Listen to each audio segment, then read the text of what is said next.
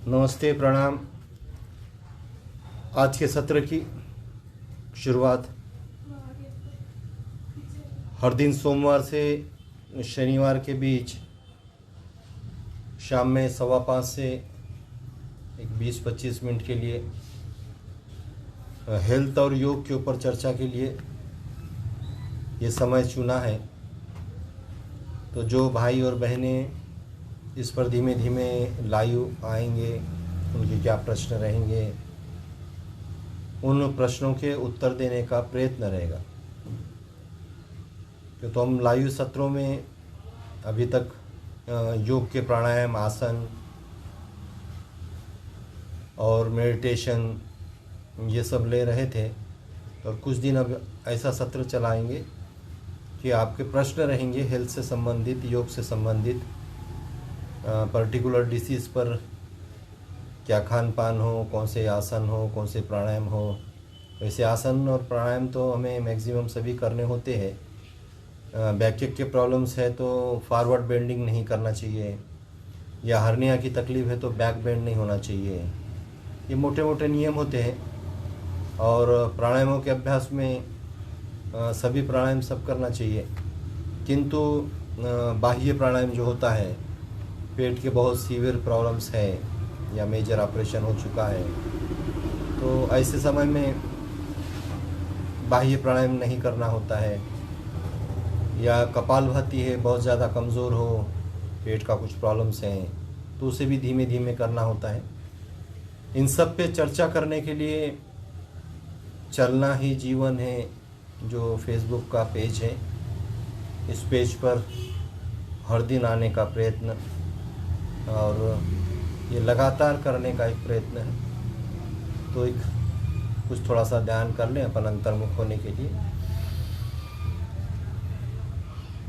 बिल्कुल सीधा बैठ के रीढ़ की हड्डी को सीधा रखते हुए अंतर्मुख हो जाएं, शांत हो जाएं, स्थिर हो जाएं। चेहरे पे सहज भाव, हंसता हुआ, मुस्कुराता हुआ, उन सभी पुण्य आत्माओं का स्मरण करते हुए, ज्ञात अज्ञात उन सभी संत अवलियाओं को नमन करते हुए, स्मरण करते हुए, माँ भारती की सुरक्षा में जिन योद्धाओं ने अपनी जानें गंवाई, ऐसे सभी योद्धाओं को सैल्यूट करते हुए, योग के क्षेत्र में, हेल्थ के क्षेत्र में, मानवता के क्षेत्र में जो भाई बहनें काम कर रही है, ऐसे सभी भाई और बहनों को प्रणाम करते हुए, नमन करते हुए आज की शुरुआत थोड़े से दीर्घ श्वसन से करें कि लंबी गहरी सांसें बैठें। पहला जो प्राणायाम होता है भस्त्रिका प्राणायाम, दीर्घ श्वसन का, तो ये दीर्घ श्वसन कोई भी कर सकता है, लंबी गहरे सांसें कोई भी भर सकता है। इसीलिए पर्टिकुलर कोई समाज या कोई जात का व्यक्ति होना जरूरी है। दीर्घ श्वसन करने से, डीप ब्रीदिंग करने से, या भस्त्रिका प्राणायाम जिसको कहते हैं, या क्रिया कहते हैं, शुद्धि क्रिया कहते हैं, इस प्राणायाम को करने से हमारे नासिका के द्वार ओपन होते हैं, हमारे लंग्स मजबूत होते हैं। लंग्स मजबूत है, लंग्स के अगर सब होल ओपन है तो ये लंग्स की कैपेसिटी ज़्यादा रहेगी, जिससे वो हवा ज़्यादा इंटेक करेगा। और जो व्यक्ति हवा ज़्यादा इंटेक कर रहा है, हवा ज़्यादा ले रहा है, उसका इम्यूनिटी पावर बहुत ज़्यादा रहेगा, क्यों तो ऑक्सीजन की मात्रा उसके शरीर में ज़्यादा जा रही है। शरीर के हर सेल्स को ऑक्सीजन लगता है, तो ये ऑक्सीजन की मात्रा शरीर में बहुत ज़्यादा जा रही है, तो उसका इम्यूनिटी पावर, रोगों से लड़ने की ताकत, शक्ति बहुत ज़्यादा होगी। तो इसीलिए भस्त्रिका प्राणायाम आपको जब भी लगे, जहाँ पे भी साफ हवा दिखे, शुद्ध हवा दिखे, जहाँ पे ऑक्सीजन की मात्रा ज़्यादा दिखे, उस जगह पर भस्त्रिका प्राणायाम करिए। इसको कोई समय की पाबंदी नहीं है। जनरली प्राणायामों का अभ्यास सुबह करना चाहिए, क्यों तो सोकर उठे हैं, फ्रेश हैं, आप रिलैक्स हैं, माइंड भी आपका तान तनाव से मुक्त है, इसलिए सुबह का समय अच्छा होता है। लेकिन पूरी साधना करने के लिए, पूरे प्राणायाम करने के लिए ठीक है कि सुबह का समय ठीक होता है, पेट भी खाली होता है, यानी सभी आसन और सभी प्राणायाम हम कर सकते हैं।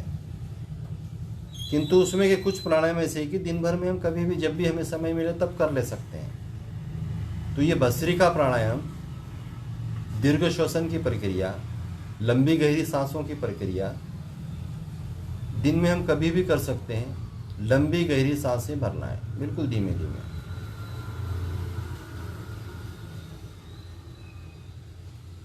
जितना भर सकते भर लें।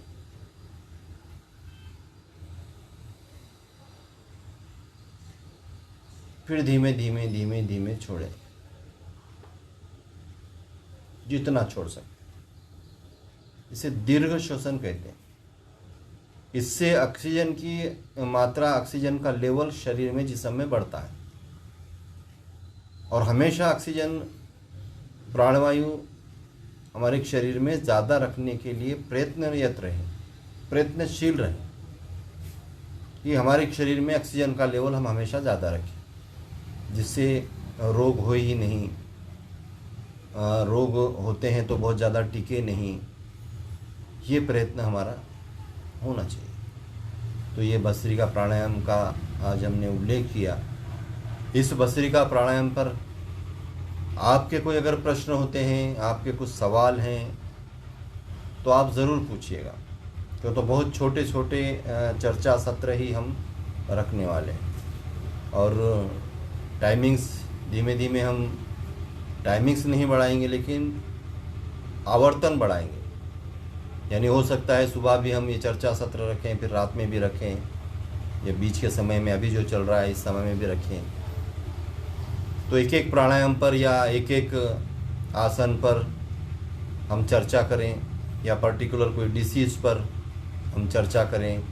जो भी भाई अब लाइव हैं वो कमेंट्स डालने के बाद ही मुझे दिखाई देता है पर्टिकुलर उनका नाम, किंतु जैसे कि 2 भाई इस समय लाइव हैं, तो उन भाइयों का इस सत्र में स्वागत है। इन दोनों भाइयों को या बहनें होंगी, बहनों को प्रणाम, आपका इस सत्र में स्वागत है। हमने उद्देश्य एक ही रखा कि फिटनेस, हेल्थ के विषय में चर्चा रहेगी इस समय 15 से 20 मिनट, यानी 5:15 से 5:35 के दरमियान चर्चा रहेगी। आपके कुछ कमेंट्स आते हैं तो उस पर भी चर्चा रहेगी, आपके कुछ सुझाव रहेगी, उस पर भी चर्चा रहेगी। आज हमने भस्त्रिका प्राणायाम के बारे में बताया, दीर्घ श्वसन, डीप ब्रीथिंग के बारे में बताया। लाइव में हमारे मनोज सर भी आए हैं, स्वागत है मनोज सर आपका, प्रणाम। तो हमारी चर्चा ये रहेगी हेल्थ से संबंधित, फिटनेस से संबंधित। फिटनेस के लिए कौन से प्राणायाम, कौन से आसन, कौन सा फीड, हम क्या इनटेक करें, क्या ना लें, किस तरीके से रहें, इस पर चर्चा होगी। हर दिन 15 से 20 मिनट, शाम का तो समय चालू है, आगे चलकर हो सकता है हम सुबह भी करें, फिर रात में भी करें, कितना हो सकता है वो देखेंगे।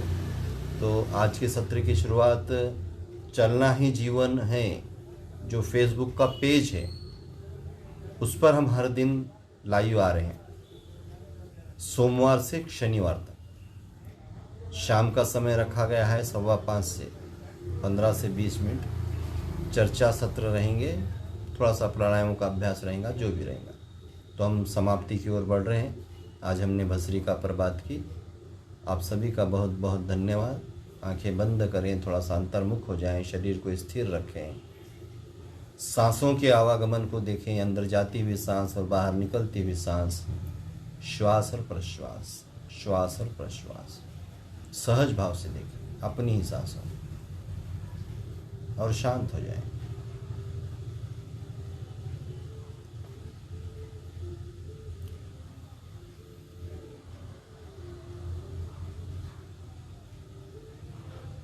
एकदम से शांत हो जाना, स्थिर हो जाना।